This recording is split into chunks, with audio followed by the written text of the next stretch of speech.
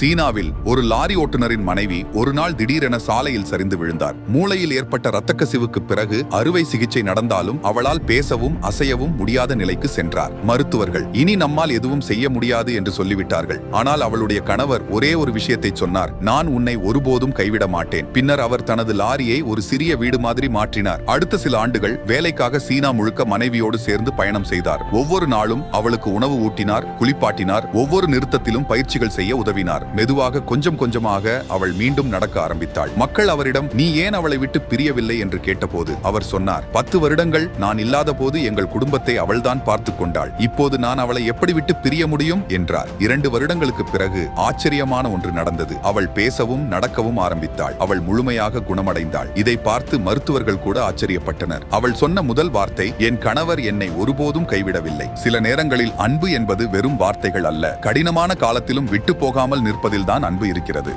ஒவ்வொரு நாளும் ஒரு சிறிய கதையிலிருந்து ஒரு பெரிய பாடத்தை கற்றுக்கொள்ள வளர்ச்சியை ஃபாலோ பண்ணவும்.